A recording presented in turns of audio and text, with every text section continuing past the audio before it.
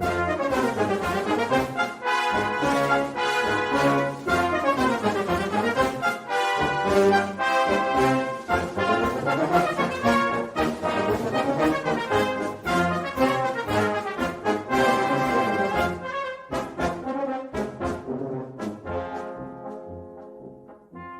listening to Three's a Crowd, the North East Footy Podcast, with Rye for Borough, Steve for Newcastle United, and Ted for Sunderland.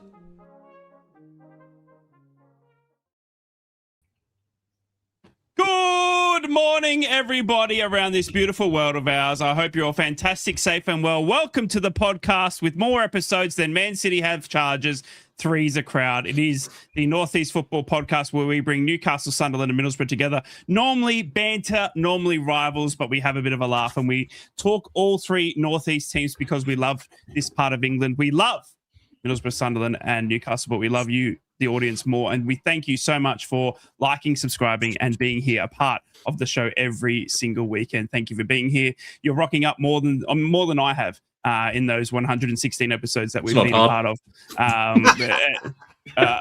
Ted's unusually grumpy, by the way. He's got noisy neighbours. It's not me. I wake my neighbours up down in here, but he's got noisy neighbours, okay? So just bear with a grumpy Ted. And he's got a new haircut. We were just talking pre-show that we think that he's trying to make a move for the middle, for the hot seat, because he wants to be better looking, and he wants to be the hot group. Oh, my God, this happened. That looks so much better. So much better. It actually makes sense because my camera's and now I'm looking at both of you. Shut up. We're going to do what the fact. What? Steve hates my games like. I lost connectivity there. Got a quiz for us.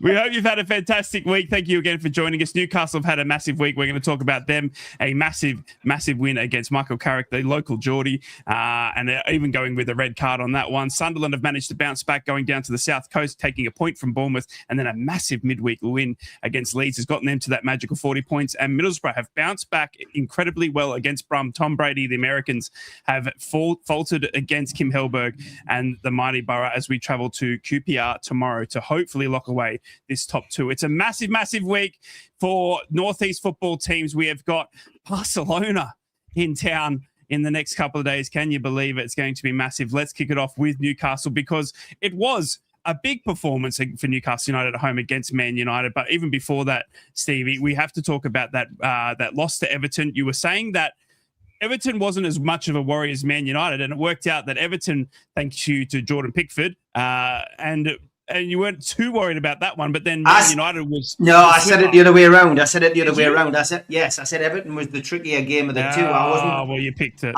I wasn't concerned about Manchester United. Newcastle got a great record against Man United at home, but I was at the Everton game away. We dismantled Everton on their own turf, but then subsequently so many other teams have done it. But I did feel essentially that would be the tougher game and would have to be on my mettle. And had it not been for uncharacteristic errors from defenders and characteristic errors from our goalkeeper, then we would have got something out of that game. Certainly a point was probably a fair result, but it's just the way it goes. Football is a situation of random events, and that was a random event last week when Pope just parried it and they got back in the game, and then we thought we'd had the equaliser. Jacob Ramsey with Jacob Murphy, with a wonderful goal to seal what we thought was a point at least, and Everton go up the other end and score. And listen, that's football. That's what happens. But it certainly didn't help the mood of Geordies around the world last weekend. But then subsequently, we come to a midweek game against Manchester United, which everybody's looking at it and going, "Oh God, this really could be." Look at the games we've got. Manchester United, then we've got Man City, then Barcelona. Our season could be over next week. And yeah, look, of course, that's the way people are going to feel. But, Newcastle pulled it out the bag and against the corrupt Premier League again, against the corrupt officials, because once again, Newcastle United fell foul of another bad decision, a decision which was wrong. And, no excuses with VAR, let's face it, as far as the Premier League's concerned. They could have looked at that, they could have checked it, and they could have said, you're wrong. You're wrong with that second yellow card. They chose not to for whatever reason, and Newcastle were down to 10 men. But as often happens with 10 men, you know the team has 10 men, and the other team struggles. And Newcastle deserve all the credit in the world for their performance against Manchester United, because they deserved that win. And it made up for the defeat against Everton. It certainly did. And a wonderful goal by loose cannon Will Osula. I make no bones about it. I turned to the lads I sit next to and said, God Almighty, don't bring Osula on.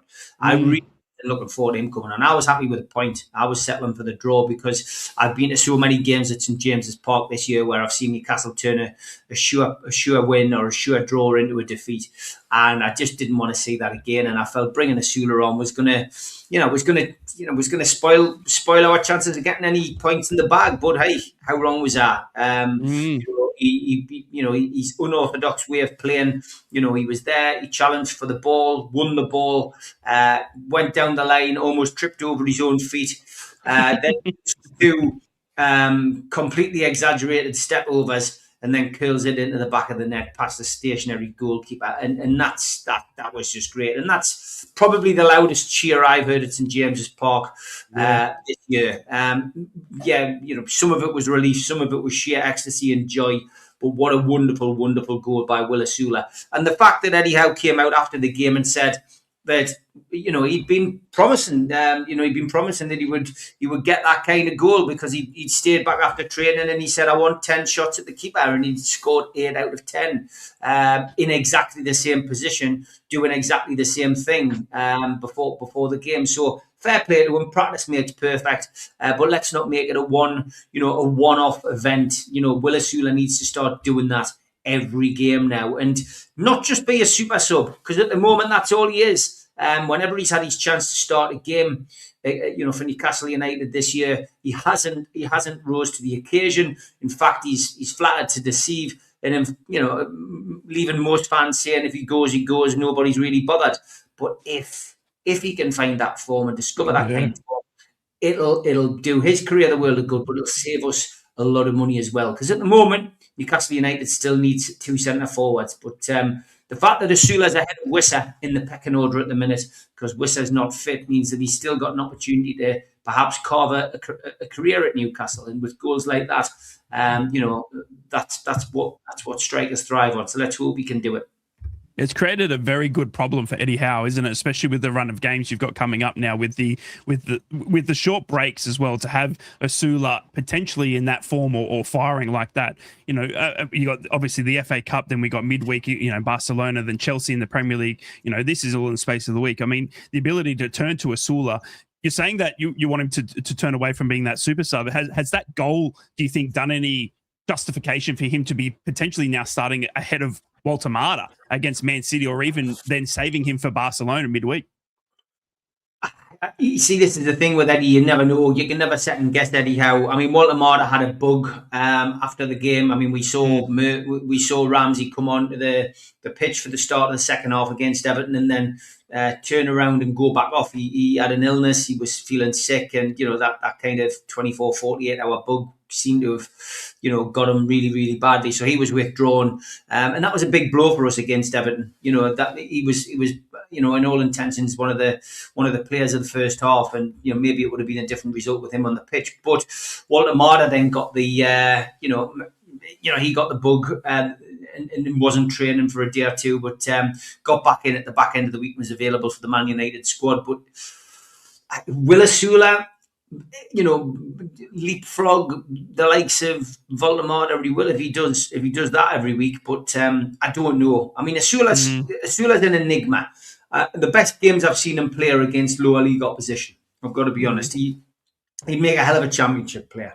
His game against Birmingham was superb, but he has scored goals on the big occasion. Liverpool at home this season scored a goal.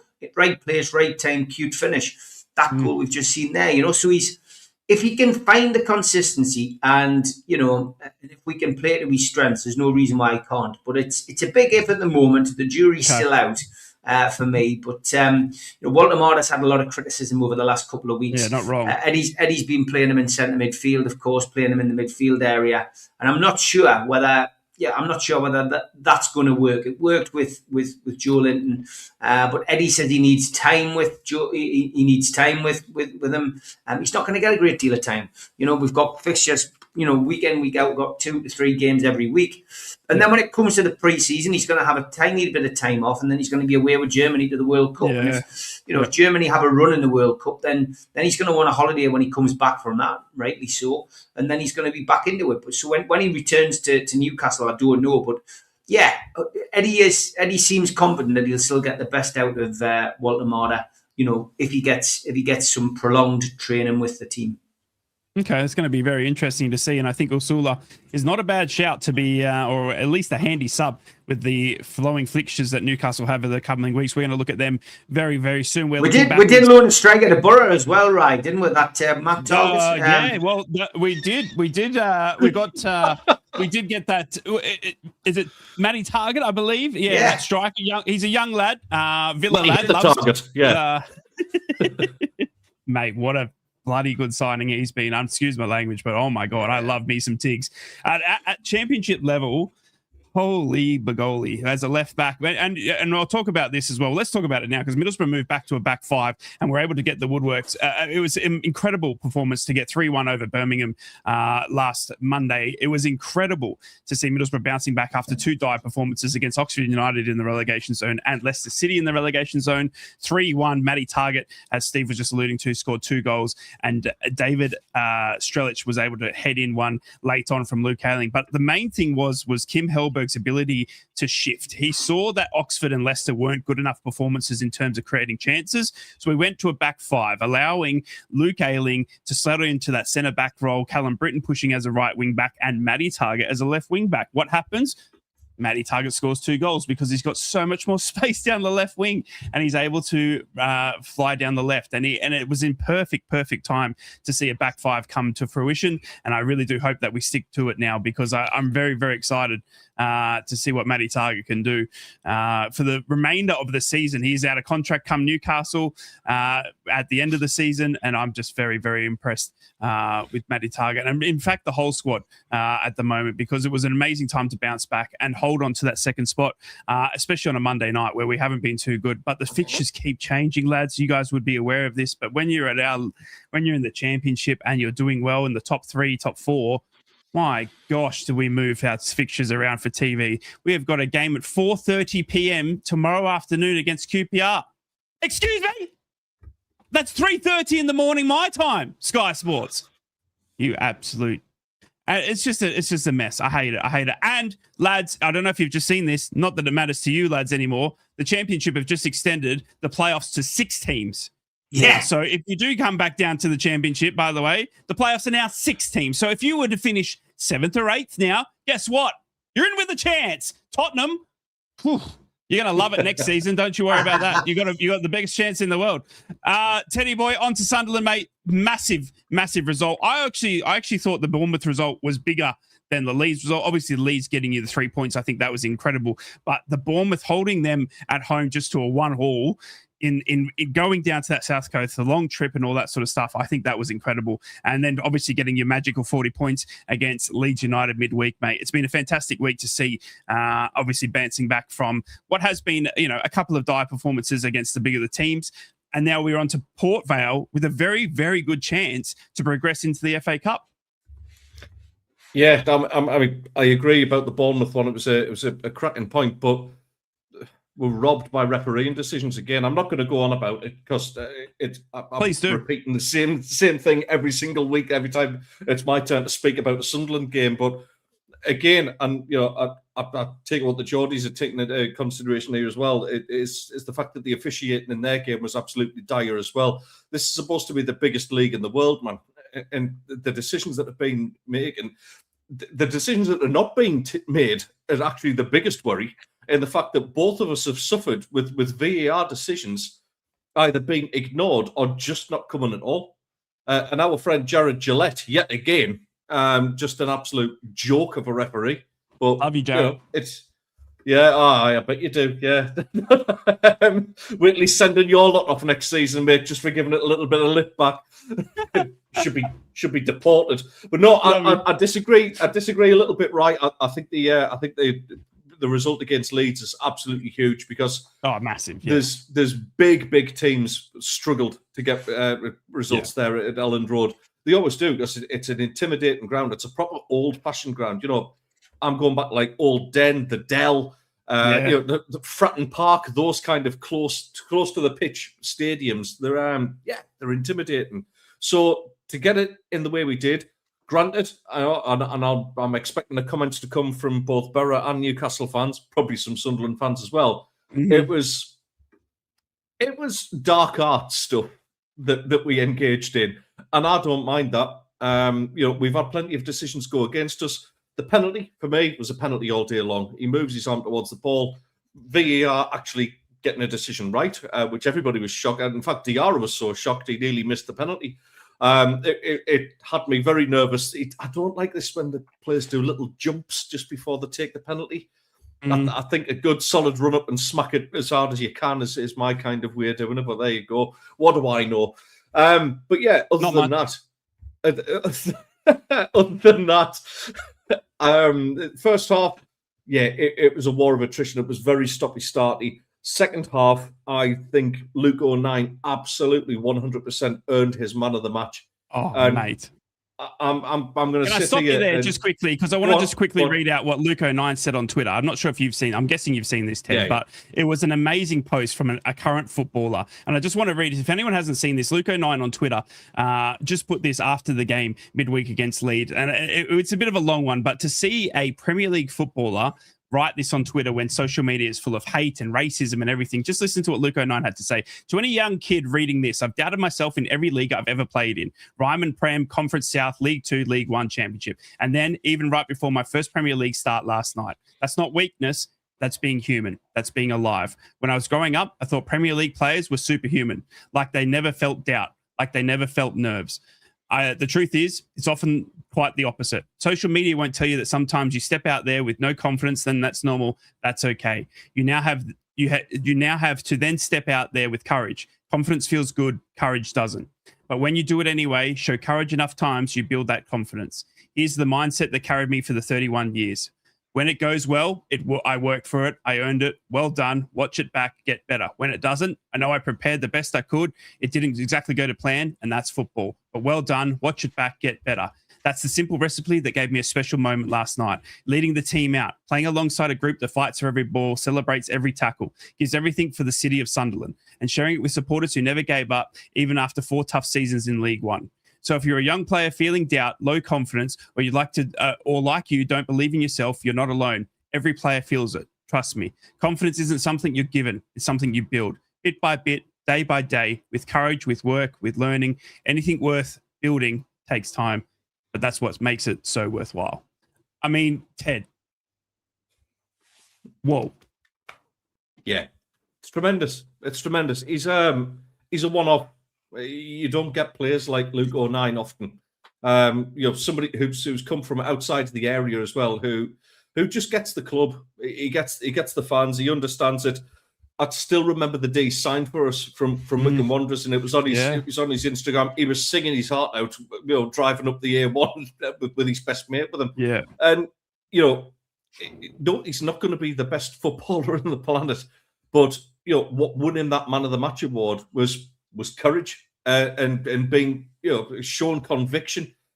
It's absolutely mind blown to see where he's going. I'm pretty sure he'd be involved in tomorrow's game as well, which he deserves at least that for work. And I mean, God, if we had a squad full of people who worked as hard as him, would have been on more than 40 points. I can guarantee you that. Yeah. That's no disrespect on any of our players. No, absolutely tremendous. What an example to young people in the game. If you know, just good, honest, hard graft. We're a region. The Northeast is a region that's built on work and class qualities, on graft over talent.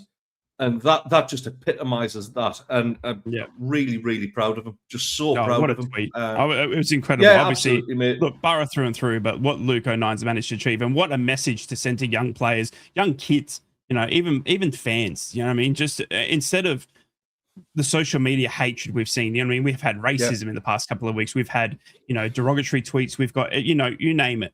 And he puts out a tweet like that without being scared, without thinking, not worried about the repercussions of people that might criticize it or anything like that. He just put it out there. It's and very I think honest. It's absolute, very, very honest. Wearing your heart on your sleeve. And I think I love that about any footballer is when you get, when you can see it and when they talk normally. Do you know what I mean? When they don't put themselves above. You only have to see what Xhaka said about him. That was on live on TNT. Or was it on TNT or Sky? I can't remember now. It was TNT. And the channels are the way that Xhaka spoke about him was absolutely incredible. And I mean, somebody like Xhaka who's been there and done it. He's been at the absolute pinnacle of the game that you can go to. And for him to say what an example and what a guy, hey, good enough for me. So that epitomised the whole performance. It wasn't a pretty game of football. I think Steve produced a stat where I think the ball was in place for like 20 minutes, which was just horrendous, really. But if you can't get the ball down and play Man City style tick-tacker stuff, then let's graft, let's stick together, let's just be absolutely horrible to play against. And hey, sometimes that's what's needed, and you get results. Yeah. 1 to 40 points now. Looking at the games we've got coming up, the next 3 home games we've got Brighton, Forest, and we've got Spurs. This could be a 50-point plus season. Which is incredible, mind blown to think about. Incredible. So listen, I'm over the moon. The one thing I will say, Dan Ballard obviously signed a new contract as well. We need to get Regis Labrise tied down on a longer deal because the guy's an absolute tastical. We'll edit that before it goes live. A tactical master. I'm not sure what Ted's seeing in these footballers, but he's obviously getting very excited that he's at 40 points. We can all. You're lucky that the camera's halfway up when we're talking about Luke O'Nine as well. Men's health. You should all give yourselves a check, lads.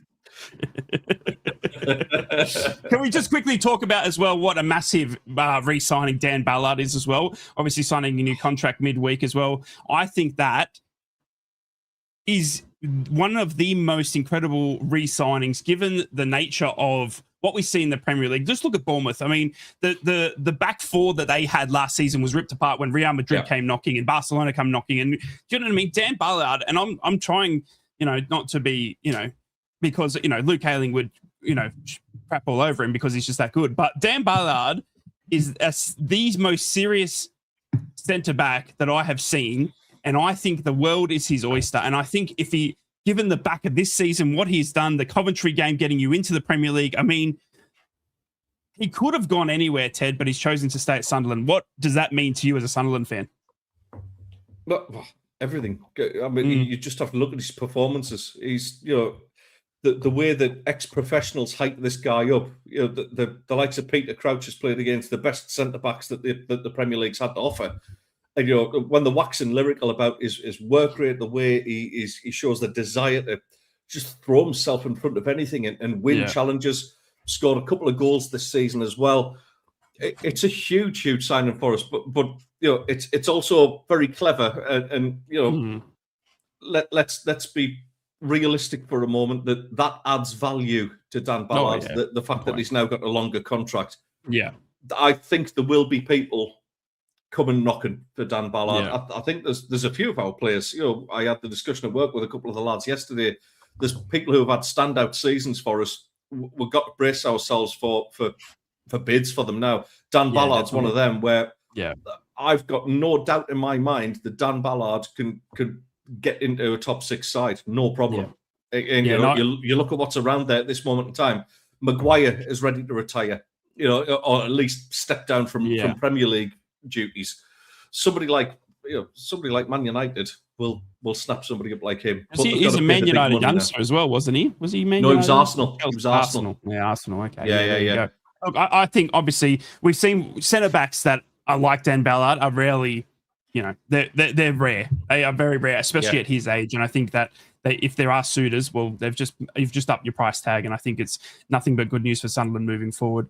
Lads, just quickly want to talk again about Middlesbrough's obviously result. We've spoken about Newcastle. We've spoken about obviously Sunderland and getting to that 40 points. Well, Middlesbrough were able to secure again the top two, thankfully getting over Birmingham. Birmingham obviously have spent big dollars after coming up from League One, getting relegated. They've come back with a bang with Tom Brady in their ranks and a few American budgets, and they've been able to be beaten by little old Middlesbrough with who didn't break the bank, and Stevie Gibson, as the financial reports were revealed this week as well, who is still bankrolling our club, lads, more than a man should. And it's incredible because you don't make money being a football owner, I tell you, in these current day and ages. It's incredible how much money that poor man's lost, but loves the club, loves the area, and has done amazingly well for us. And it was a massive night for Middlesbrough. And Ted, I think you were saying in a WhatsApp message about how that's the top two locked away. I mean, for a Middlesbrough fan, mate, it was a special result because they're coming, you know, the Ipswich Towns, the Hulls, all that, they're not stopping, you know what I mean? But typical old Borough would classically potentially fall back to fourth and fifth quite easily, but a massive win against Birmingham, mate, sees us stay in second for now. I told you. Yep. I said Keep statement win. I said a 3-2, but it was a 3-1, mate. Mm-hmm. You fully deserved it. I watched the first half of your watch along. You didn't reply to anything I said. Thanks very much for that. Very hurtful. No, Hell's Bells did. Hell's Bells likes me. So yeah. Told her to block you as well. Yeah. Okay. Cool. No, listen. The first 15, 20 minutes or so, it took a little bit of adjustment, I think, for the Borough. But my God, once they got into their stride, Birmingham just didn't look at it at all. You nullified the threat. I thought Matty Targett, who we've talked about, I mean, he took his goals like an absolute world-class striker. Oh. It's just unbelievable. He's thriving there. He seems to be enjoying his football, and that was the thing that struck me from Borough this time around. You know, I've seen some good performances from you this season, but that looked like once you actually got to grips with a little bit of a reshuffle in shape, they looked like they were loving it. And you know, they beat one of the Championship's best sides there. You know, I talked about Jay Stansfield last week, who's a striker I really, really like. He was anonymous. Yeah. Honestly, I wouldn't be surprised if he's in the laundry bag because he was just absolutely nowhere to be seen. I thought your defence was superb. You've got a real keeper there. I spoke to Hell's Bells about him, saying like he's, for somebody who wasn't going to be classed as your first choice keeper, my God, he's took the opportunity and he's run with it. He's a very, very convincing number one. Yeah. So yeah, listen, mate, I do believe now that top two won't change. I still expect Coventry to go through a little blip again. I hope they do because I hate them and we know that. Steve's already given us a Jimmy Hill already today, which was a very subtle one. Did he? Today. I didn't even see it. A very subtle one. Oh, there's a big one. I didn't even see it. Yeah, that's he did it. too. There it is. Beautiful. Absolutely beautiful, that one. The thing is, I'm looking at my beard going, oh, that's awfully similar. No, I mean, I don't expect the top two to change much now. I think, you know, if you'll carry on in the same vein, and I can't see you changing that much. Yeah, you're going to lose the odd game here and there, but I think you're good enough just to get into that top two, mate. I still have a sneaking suspicion that Wrexham will come up with you as well. Yeah, I have a feeling that they're going to as well. The money they've spent, let's not forget as well. I loved that Ryan Reynolds was talking about how they're the underdog story. Well, I get it, Ryan. I get it. But when you spent 40 million in the Championship, it kind of removes that underdog status. But, you know, good luck to you. And I think they will come up through the playoffs. I think they're an amazing team and what they're doing. I also think they'll beat Chelsea today. Oh, that's a massive task. That's going to be massive. Chelsea are a car crash. They'll beat PSG, but they'll get beat off Wrexham. I'm telling you now. It's going to be incredible. Steve, just quickly, mate, Matty Targett, 2 goals for Middlesbrough, crucial loan signing. As a left wing back, I haven't seen one at our club better. Maybe Ryan Giles, but Ryan Giles wasn't getting the goals that Matty Targett was able to do. He was naturally almost a left winger for us. Such was his pushing up higher up the pitch, mate. And honestly, I couldn't love him anymore. The way he conducts himself, the way he speaks in the media, the way he just, gets on with it and all that sort of stuff. There was criticism around his defending in the past couple of weeks. There was criticism around him being too old. There was criticism left, right, and center. He had the January of will he or won't they be recalling him? He's out of contract come Newcastle at the end of the season. But my God, did he take his chance well again? Yeah, I mean, listen, he was great when he came to us. He did us a great job in that first season that Eddie Howe took charge, and just unlucky with injury. But whenever called upon, he never let you down. And I said when you signed him, I thought he was a great signing, good championship player. I'm so pleased that we didn't recall him, and ruin his season and ruin Borough's season, because at the end of the day, you need players like that. And you made a signing from Sunderland, a signing from Newcastle, and they've done you proud. So yeah. Great to see him get on the score sheet not once but twice, and I think he deserves a permanent move to Middlesbrough and a crack at the Premier League when you come up.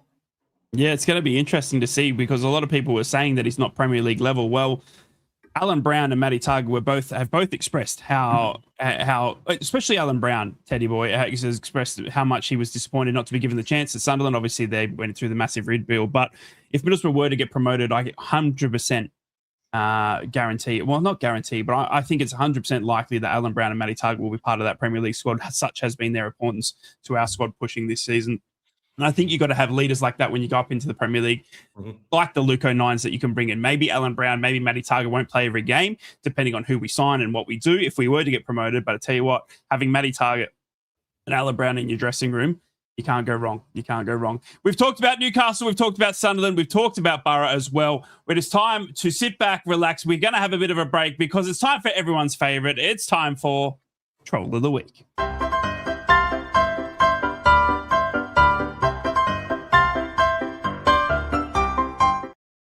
We've had a bit of an anonymous fan mail this week from this guy. I'm at the hospital. I've just been diagnosed with peekaboo virus. They are transferring me to ICU. Yes. So best wishes to him, whoever he is. And does anyone know how long to cook those boiling the bag fish that you win at the fair? That's a question from one of our viewers. And Mum's away this weekend, so she's left some rules on the fridge. Do not add to the population. 2, do not subtract from the population. And 3, don't end up in the hospital, the newspaper, or jail. Pretty sound. Covers it well. Yeah, covers it well. Good advice. Some security scene at a football ground in the UK from Timu. And lookalike this week, we've got a couple of lookalikes. First of all, Diego Maradona and Peter Shilton reenacting the hand of God. And the moment when Brian Clough's hairdresser looked like a serial killer. Jesus Christ. And no, it's not Jimmy Hill. Curtis Jones arriving at Anfield yesterday dressed like Mr. Bean. And when you're 8 and you've just been on your very first sun holiday. Oh, bless him. Bless the pen. Bless the well pen. done. Domino's Pizza at it again. A look at Manchester City's new North Stand. Domino's said, like us, making the boxes bigger but keeping the pizzas the same size. I don't know how to describe this picture, lad, but the peas are upside down. This absolutely messes with my mind, this picture. Oh my God, they are. It's great, isn't it? Upside down peas, they're glued to the plate. Anyway, we'll give them too much time to that one. And what about this? Do you think it's a chemistry? Oh my God. Very good. Very good. Most accurate bathroom science ever made. I like that. Simple but effective, isn't it, lad? Simple. Yeah, you wouldn't go in the wrong toilet with that, like. And still can't believe I didn't know that Alan Carr was actually a steward at the match. Oh my God, it is too. Oh my gosh. National news, we always cover it in this wonderful section on our show. This is the only person that Trump ever hired who was actually qualified to do their job, Stormy Daniels. And this guy was photographed saying this. I know I asked for a distraction, Donald, but Christ. And the first plane out of Dubai has landed safely at Teesside Airport. It was scary stuff, said a passenger who had never been to Teesside before. Okay. Headlines on the Herald in Eastbourne. Grand beats off intruder. Oof. And this fool said my eyebrows look like some stripper doing a split in some hookah boots, and now I can't unsee it. Oh my God. Oh my God. One more lookalike for you today, guys. Samuel L. Jackson 5. You can always find some interesting stuff on eBay. I think me and Ted will give this one a swerve. Authentic Sunderland 2013-2014 long sleeve home foot Russia. Adam Johnson. Yeah, God. Jesus.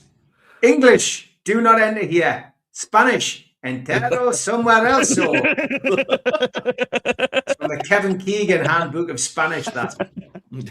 And we've never really had like a column, like a letters column on here or like an advice column. But Dear Deirdre, here's one for you lads. Dear Deirdre, please help me. My neighbour's 20-year-old daughter was sunbathing the other day. I took the chance to peek out of our bathroom window and have a cheeky wank.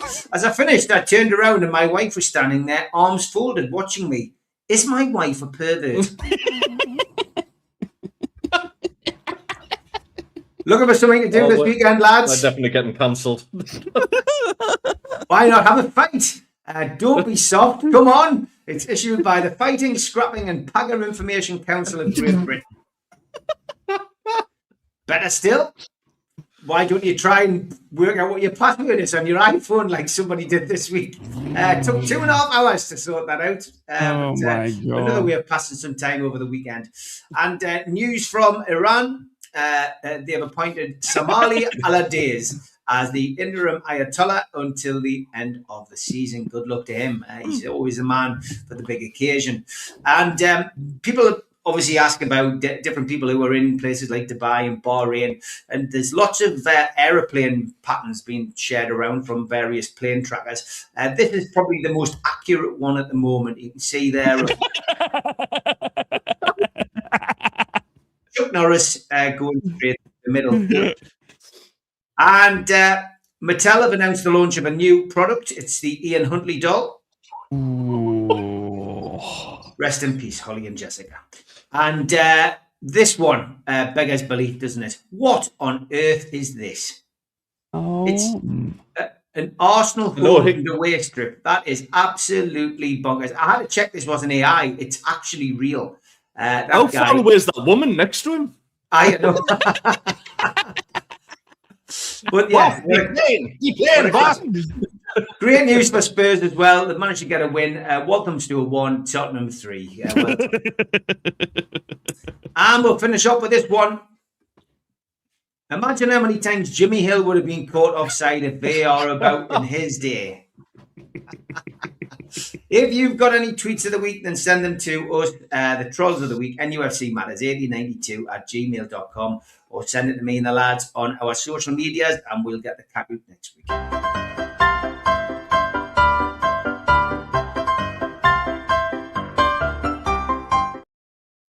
Welcome back to Three's a Crowd, the pod that's meant to get cancelled but keeps returning more times than Neil Warnock to management.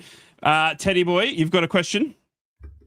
Not a question. It was just on the note of the flights and things like that. I did have actually. I wanted to say thank you actually, because I'm not always an ungrateful gobshite. I did have a couple of messages and stuff through the weeks. Obviously, people are aware that Cyprus is unwittingly being dragged into some of this silliness that's going on over in Iran.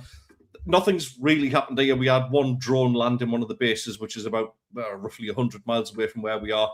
Obviously, things are kind of a little bit heightened tension-wise, but we're absolutely fine. We're cracking on with life as normal. But thank you to the couple of people who sent messages asking, like, how's things? Is everyone all right? Are you okay? We're fine. We're cracking on. The pumpkin in a toupee is not going to ruin our chances of having a good laugh. So yeah, and to be honest, I'm right out in the sticks. Unless they're going to try and bomb every field that produces halloumi cheese, we should be absolutely fine. So thank you. Stranger things have happened. Thank you so much for joining us here on Three's a Crowd, the only Northeast football podcast bringing Newcastle, Sunderland, and Middlesbrough fans together. But lads, we've had a quick question, and we spoke about this because it just seems to be the discussion points, and all that we're seeing in Australian newspapers as well is the talk of Tottenham Hotspur being actually at a chance of being relegated. We had a question in our chat saying, lads, what are your thoughts on Spurs? Steve, what are your thoughts on Spurs potentially getting relegated? It's a strange scenario, isn't it? Because you just didn't see this coming, because you thought, they had it sorted with Ange Postecoglou, and then, they get to the final and win it. And, yes, the league form was poor last year, but you thought surely 2 years in a row, it's impossible to do that. Thomas Frank going in was a head scratcher because, it either works or it doesn't. When you have somebody who goes from a small club like Brentford, and they are small, whether they like it or not, compared to a team like Spurs, then it's whether they can hit the ground running. And it didn't look as if Thomas Frank was getting much wrong, but the results just weren't going his way. And the longer it went on, you feared that this could happen, because if you take Frank and the manager out of the Premier League season, then it's more difficult now for people to come in and get their methodology across. So I think the only manager to go in there and do something would be somebody who has that kind of track record, who can fight relegation and keep you up. And as daft as it sounds, Sean Dyche probably going into Spurs would have probably worked better than appointing a coach who literally nobody has heard of.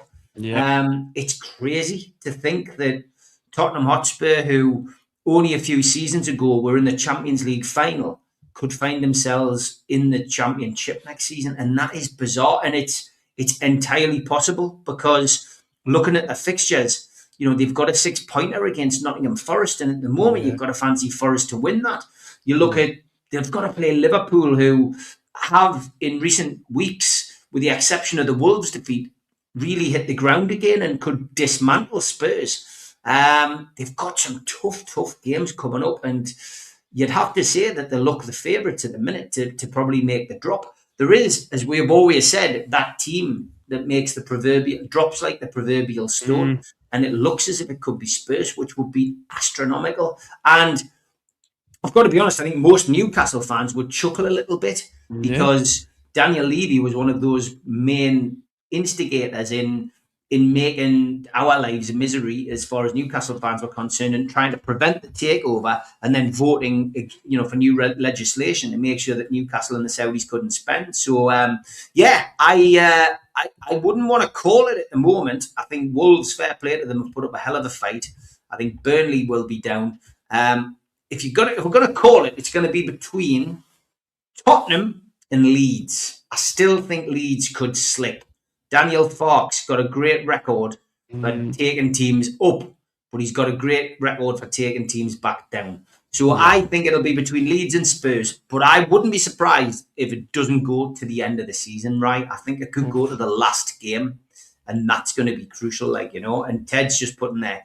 Spurs were 500-1 for relegation at the start of the season. Now they're at 2-1. That's mental. Absolutely. That is crazy. I mean, Ted, this is a team that Ange Postecoglou spoke about just recently in a podcast. He said they're a team with no identity, and when he was in there, he said they're a team that says they're the top six. They're a team that wants to spend like the top six, but when they come to contracts and when to go to signing players, they're not. And he said they're struggling to identify who they really want to be, and he was really critical of them. There's a good chance that we could see Tottenham in the Championship, Ted. I think it's going to happen. I absolutely do. And I'll tell you why. Is the other teams that are down there are equipped for a fight. Leeds are equipped for a fight. They're a scrapping side. Forest have got players in there who can be physical. West Ham have got players who can be physical. I was going to say, do you think West Ham can get out of it? Yeah. I've seen enough of them to think, the likes of Somerville even though he's just a small town boy, he's absolutely. I couldn't do it with a straight face. Mr. Wraith is the one for that sort of crap. Like, I can't do it. Oh my God. No, listen, I've seen enough of West Ham to think, yeah, they can get out of it, mate. Spurs just don't have any battlers in amongst the side. They have one battler, but he gets sent off every other game. So it's in Romero. It's that's the only one. He's at the boiling point of frustration as well because the players around him are just not showing up. They are not showing up at all. You know, somebody mentioned about the fire sale would be interesting. It would, but you know, they've got a couple of key, bits of commodity like Solanke and Van der Veen, maybe. Other than that, can you think of a Spurs player that gets into a top 6 side or even a top 10 side at this moment in time? No, not the way they're playing, not the way they're going. No, I mean, Steve mentioned I the potential of Sean Dyche going in. Do you think they make another managerial change just to wrap this up? Well, I just don't see the sense of appointing Kenny Bagatuda in the first place. It just doesn't make any sense at all. He's lacking the experience. He's no Premier League experience at all. He seems to last about 6 to 9 months in jobs. Yeah, it was an absolute, just horrendous decision to put him in there. Steve's right, and even Sam Allardyce, and I know we've joked he's got the Iran job until the end of the season, but listen. Even that would have been a better idea because right now there's just nobody with any idea of how to turn that around. And when you're in relegation form like that, it's so difficult to shake off the losing habit. Like Steve said, I think Forest will turn them over. How they're still in Europe, I've got absolutely no idea. But that too is a distraction. If they find themselves in some sort of weird position where they get through to the next round, dear me, that's taking it away. They could be the first team to go into the Champions League semi-final and also get relegated. It's incredible. It's incredible. And the thing that scares me the most, because I don't really care, but the thing that interests me the most is that I trust Nuno Santo as a manager at West Ham. I trust Daniel Farke as a manager at Leeds United. Do you know what I mean? Even somewhat in Scott Parker's, and his history in the Premier League. I have no idea who Tudor is, and I have no idea, what he can do to bring Spurs out of this. Do you know what I mean? And I think you can't say that it wasn't the wrong appointment because it was. It's not you needed someone that not only inspired the players but inspired the fans to get behind this team because it is an absolute show at the moment in Tottenham, and honestly, they could be one of the biggest clubs to go down to the Championship, but. Well, time will tell, lads. Time will tell. It's going to be an interesting end to the season. Let's look ahead at the 3 teams that matter the most. So in Newcastle, Sunderland and Middlesbrough, we've got some massive games. We've got Newcastle United playing tonight in the FA Cup. So let's preview that now. Newcastle taking on Man City in the 5th round of the FA Cup as they look to progress further into the FA Cup. Standing in their way is obviously Pep Guardiola and Man City. Steve, you are no strangers to Man City over the past month or two, mate. Obviously playing them a lot in the Premier League. It now is coming up against them in the FA Cup. How do you see this one playing out, mate? And how do you see Newcastle managing, obviously, with the Barcelona midweek fixture straight after this? I mean, we're used to it now. That crazy stat the other night when we played Man United, we played 45 games this season. They've only played 30. Tells you the amount of games that we've played this season, and hence the injury list is been bad. But look, this is an interesting tie. It's the FA Cup 5th round. I remember the days when we couldn't get to the FA Cup 5th round, but nowadays it seems almost normal. So it's great to be in it. It's at home, which is a massive advantage. An 8 o'clock kickoff. Live on TNT Sports, so another TV game, another stupid kickoff time, meaning that some people it costs them a little bit extra to get home or get to the game or not even get there at all. So obviously the bonus of this is that a result's got to be reached on the day. It's 30 minutes extra time, of course, that the scores are level at 90 minutes, and then potentially a penalty shootout. So for us. We've got the advantage because it's at home. We've beaten them at home already this season. We've lost it against them at home in the Carabao Cup, of course, but in the league, we won a game by 2-1. the bottom line is it's what Eddie picks today. What does he decide to do? Nick Walter-Mata is expected to be back in the squad after his illness. No return yet for Tino Livramento or Lewis Miley.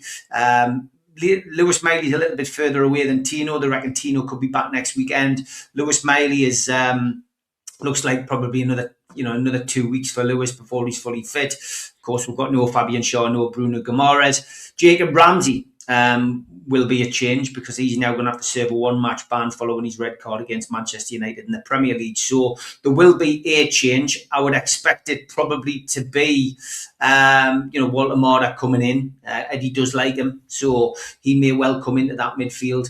And I can't see him going for many other changes. It'll be interesting to see what he does.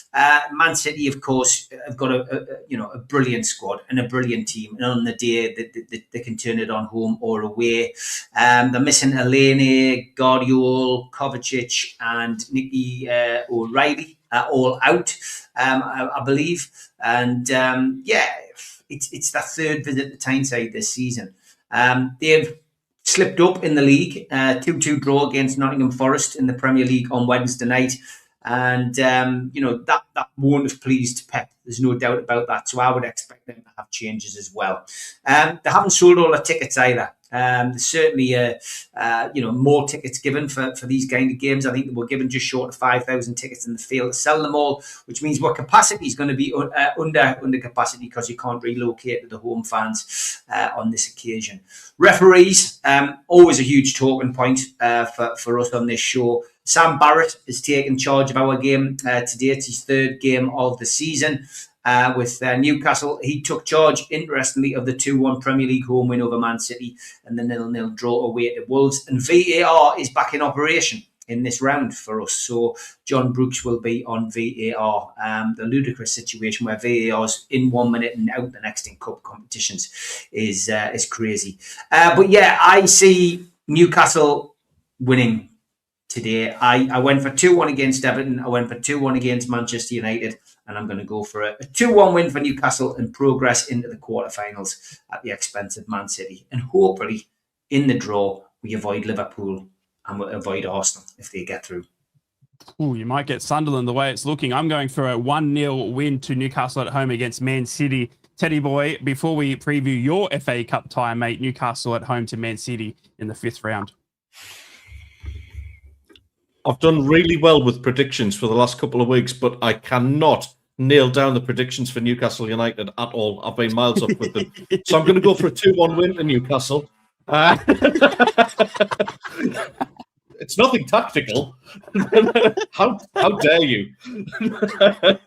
Now, I genuinely, I think looking at what's going on in terms of injuries and squad rotation at City, it just might be that one rotation too far for them. Newcastle starting to get their home form back together, with the exception of the Everton game, of course. I can't believe we haven't talked about that save, but I'm sure Steve doesn't want to be reminded of who did it against Everton. No. But, yeah, no, I didn't think so. Happy birthday to Jordan Pickford. It's his birthday today, actually. There you go. And my brother-in-law, Paul, if you're watching, mate. Happy birthday, son. Listen, I think Newcastle will just... They want this FA Cup. I can't see too many negative changes from Eddie Howe. I think he'll keep that squad as strong as humanly possible. And I expect to see the Geordies into the next round. And I'm going 2-1 win. Wow. It's going to be very interesting. The next FA Cup tie that we got to talk about is actually Sunderland, who are obviously looking to progress past the 5th round as well. They have Port Vale away from home tomorrow. It is a midday kickoff. Ted, we'll start with you, mate. Port Vale away for Sunderland in the 5th round to progress further in the FA Cup. You must be licking your bits a bit. Licking me what? Your lips. You said bits? You did. You said bits. You said licking my bits. I said lips. You can lick. Are you licking anything? Are you licking anything that your excitement that you could go through? You're licking the windows, Put your mate. tongue out there.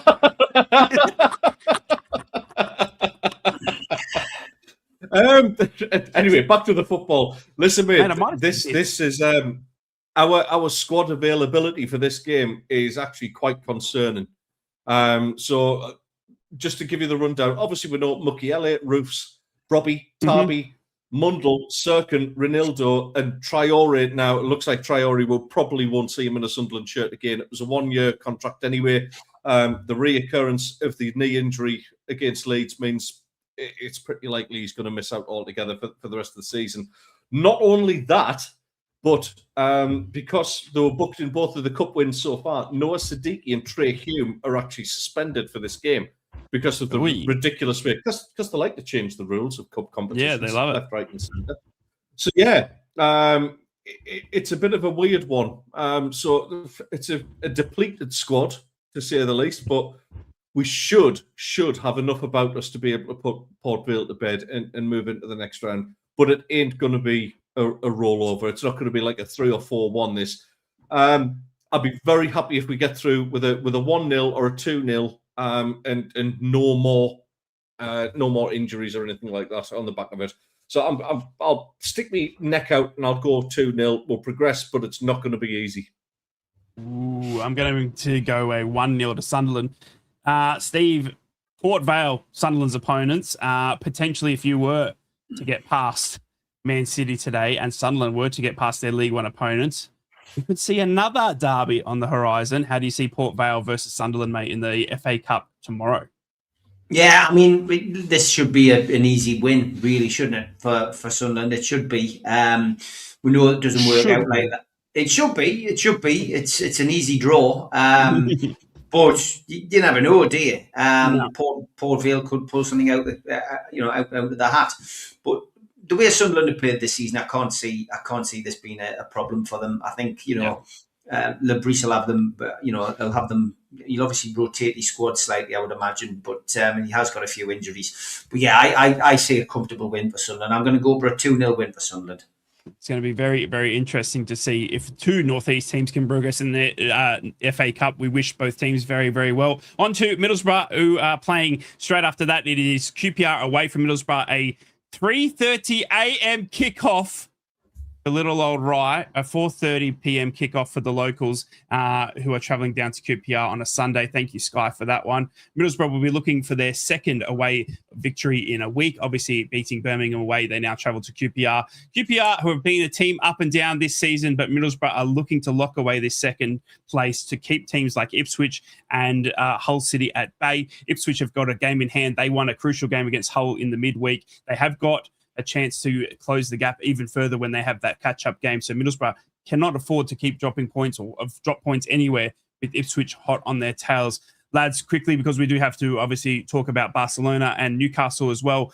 Middlesbrough taking on QPR away from home. QPR are one of the teams that are the hardest to predict this season in terms of performances. I mean, this is a team that lost 8-1 to Coventry and then went and beat them 4-0. I mean, you just cannot predict them. And obviously QPR Loftus Road, that ground is the smallest ground in the world. I swear to God, I don't know how they even fit the soccer pitch into that ground. But it's going to be interesting. Teddy boy, I'll come to you, mate. You watched this on Monday night. Middlesbrough taking on QPR away from home, 4:30 p.m. kickoff on a Sunday afternoon.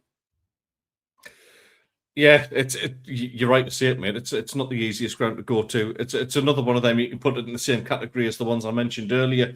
QPR, yeah, they're a little bit up and down, aren't they? They just seem to bounce around the championship. They have all right seasons, they have off seasons, and never really amount to much. I don't see them being that much of an issue, mate. There's not as much quality as what they used to have in their ranks there. I see this a pretty relatively straightforward win for Borough. I'm being really honest. I think the quality that you lot are showing right now, QPR will be worried about this a lot more than what Middlesbrough are, believe you me. So, yeah, routine win, mate. 2-0 win on the road, and I think you crack on, take your medicine, and go home. I think I'm going to go for 3-1. I know I said soccer pitch, didn't I? I'm sorry, Davey. I'm going to go for 3-1. It's the Australian in me coming out, Davey. I'll wash my out. Don't worry. Ted'll hit me after this. Are you going to wash your bits, are you? We'll wash my bits. I'll wash my bits, nips, and lips all at the same time because that is disgusting for me. But it's going to be a 3-1 victory to Middlesbrough tomorrow. I'm going to go with the same scoreline, that we saw against Birmingham. Middlesbrough seemed, and I don't know what it is, but it seems to be a team that's performing better away than at home. and I don't know why, but we seem to travel away a lot better than we are at home, and I think we are going to continue that formation in a back five. I still think we're susceptible at the back because of the way we attack, the way we keep possession, but I still think we have got good goals in us around the pitch. And David Strelic, I loved his header on Monday night, and I think he's got a good potential to the end of the season. We've seen what his talent can do. Steve, just quickly, QPR versus Middlesbrough away. 1-0 to Borough. 1-0 to the Borough. Middlesbrough hopefully locking in that second place. We need to talk about the next fixture during the week before we come back on the podcast. It is Newcastle at home to Barcelona. Marcus Rashford and his merry men are coming to town midweek for Champions League time. It is round of 16, leg 1 of 2. Newcastle hosting the Spanish Giants in Barcelona. Teddy boy, we've already seen a fixture this season which had Barcelona coming to Newcastle. It's time again for the first leg of 2, mate. Going to be a massive night for Newcastle hosting Barcelona. How do you see this one playing out midweek? It's so difficult to gauge because on one hand, you've got the performance against Everton, then you've got a real grafters performance of 10 men against Man United. It's a weird one. I know. Honestly, like my gut reaction to this is I think Newcastle get a draw here and take it to the new camp with everything to play for. And going to the new camp this season is very, very different. It's obviously, I think Steve mentioned last week about the reduced capacity. Yeah, we still don't know the exact capacity. I mean, I've managed to get my ticket. I've also booked up for the ground tour on the morning of the game, which just costs us a few quid. But not wrong. When you're there, you might as well do it. But they've released 2,215 tickets for us for the away game at the moment. But there was a mention that they're hoping to increase capacity should Barcelona be granted by the local authorities. Nice. Okay. With all the work that's been done, is it going to be the new camp? Or Hey, well done, Ted. Well done. Proud of you. Thank you. Ones each. 1-1 draw. I'm going to go for a 1-0 win to Barcelona, but I'm going to look to Newcastle playing better away than at home against Barcelona. Steve, how do you see the midweek fixture with Newcastle v Barcelona? It's always difficult because you haven't played the game at the weekend, and it's so difficult to predict what's going to happen next week because we don't even know who's going to be available. So, it's a chuck of the coin in the air. These nights in the Champions League have been really special so far this season. Newcastle have risen to the occasion. Had they took their chances against Barcelona in that first game, and Anthony Gordon hadn't had such a mare in front of goal, Newcastle would have won that game. I'm convinced they would have won it 3-2. So I'm going to go for a Newcastle win, and again I'm going to go for a 2-1 win. I think we'll take a narrow advantage into the return leg. Just got to hope that Dan Burn and Joe Linton don't get booked on the night. They're both one booking off a ban, and Barcelona have got a quality team. De Jong will be missing. Frankie De Jong's missing. Gavi and Andreas Christensen are both unavailable. And they've also got doubts over defenders. Jules Koundé and Alejandro Balde are doubtful because they went off injured in the Copa del Rey game on Tuesday night against Atletico Madrid. Their striker as well, who Newcastle were linked with quite heavily, Robert Lewandowski, is also doubtful because he missed that tie midweek. So yeah, look, it's a toss of the coin, but I am going to go for a narrow win. Newcastle to win 2-1. Can I just remind anybody who goes to the cup games, the Man City game tonight, yes, your ticket is on your season ticket, and the Barcelona game next week, read your email, download your ticket, and it goes onto your phone to stop the bloody queues that develop all around the ground because people don't read emails. Simple as that. And if you go into the games this week, go to the food bank, stick some money in the bucket. Jamie Rubin doubles it, so raises some money for the food bank as well. Can Rye read his emails? Rye needs to read his emails about starting times for the show as well.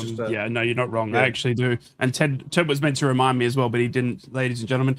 So blame Ted. We've got one more game to talk about before we come back. Middlesbrough will have another midweek fixture. By the time we come back for Three's a Crowd next week, it'll be Middlesbrough at home to Charlton. Just quickly, lads, this one is interesting to say the least. It'll be on the back of 2 more home games for Middlesbrough, one in midweek against Charlton, and then one in the weekend against Bristol City. Middlesbrough will be getting past QPR, hopefully away from home, but then it's going to be An interesting night, to say the least, because Middlesbrough at home this season, Teddy boy, have got me worried more than they have when they got away. Charlton have always been a bit of an interesting team to come to the Riverside. They're a team that are looking to stay in Championship as well. So one of those teams like Leicester, like Oxford United, that play this bloody low block.